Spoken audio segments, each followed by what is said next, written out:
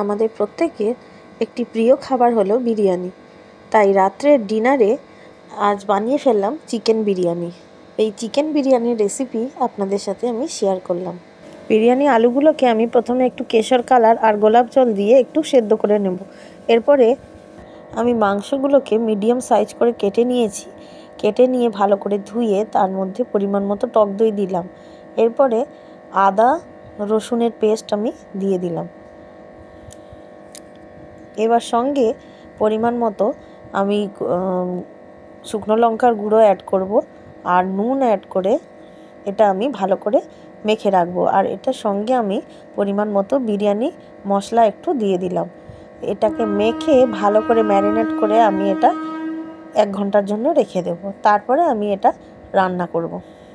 চিকেনটা যত ম্যারিনেট করে রাখা থাকবে চিকেনটা তত তাড়াতাড়ি সেদ্ধ হয়ে যায়, রান্না করতে কম টাইম লাগে।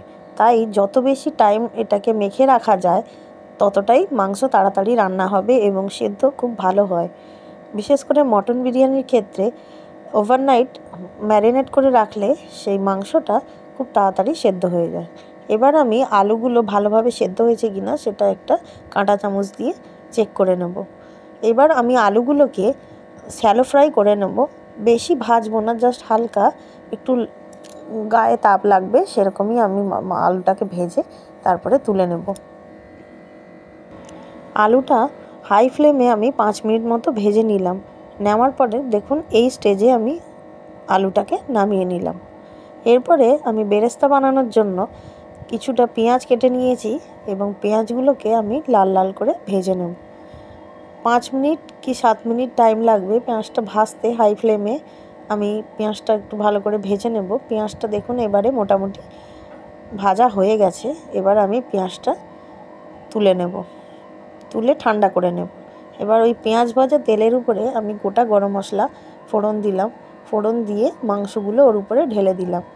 ঢেলে দিয়ে একটু নাড়াচাড়া করে আমি এটাকে ঢাকা দিয়ে রান্না করব সেদ্ধ হওয়া পর্যন্ত।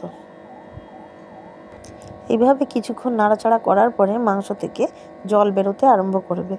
এবার জলটা শুকানো অবধি আমি অপেক্ষা করব। এদিকে পাশের গ্যাসে আমি হাঁড়িতে জল বসিয়ে দিয়েছি। তার মধ্যে গোটা গরম মশলা, একটু লেবুর রস আর সাদা তেল, নুন পরিমাণ মতো দিয়ে আমি জলটা ফুটতে দিয়েছি।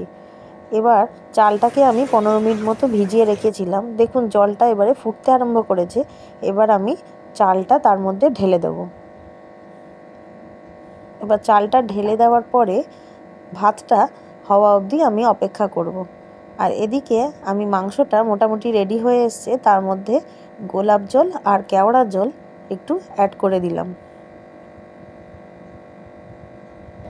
আরও কিছুক্ষণ কষিয়ে আমি মাংসটাকে এবার নামিয়ে নেব। দেখুন মোটামুটি আমাদের মাংসটা রেডি হয়ে এসছে। এদিকে ভাত আমাদের একদম রেডি হয়ে গেছে। একটা বাটির মধ্যে আমি পরিমাণ মতো ঘি ডালডা গরম করে নিয়েছি। এবার এই ঘি ডালডার মিশ্রণটা আমি যে হাঁড়িতে বিরিয়ানিটা সাজাবো তার মধ্যে ভালো করে লাগিয়ে নেব।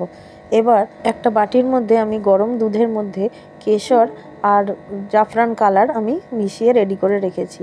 এবার আমি হাঁড়ির মধ্যে মাংস আলু সাজিয়ে দিলাম।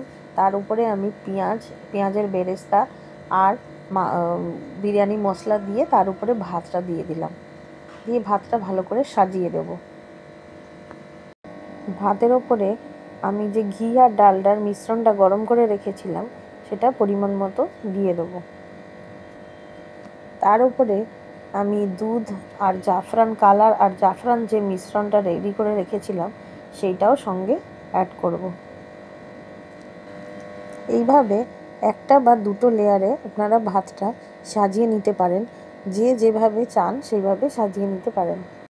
এরপর ভাতের ওপরে আমি এক এক করে গোলাপ জল দেব, তারপরে কেওড়া জল এবং মিঠা আতর দেব। এরকম হাত দিয়ে আমি ছড়িয়ে ছড়িয়ে ভাতের উপরে গোলাপ জল, কেওড়া জল এবং মিঠা আতর দিয়ে দেব। তার উপর থেকে আমি পেঁয়াজের বেরেস্তাগুলো সাজিয়ে দিলাম। আর সঙ্গে মাংসের যে গ্রেভিটা ছিল সেইটা আমি চামচের সাহায্যে তুলে অল্প অল্প করে ভাতের উপরে দিয়ে দেবো। আর আমি আটা আগে থেকে মেখে রেখেছিলাম সেটা চার সাইডে, হাঁড়ির চার সাইডে দিয়ে আমি ঢাকাটা বন্ধ করে দিলাম।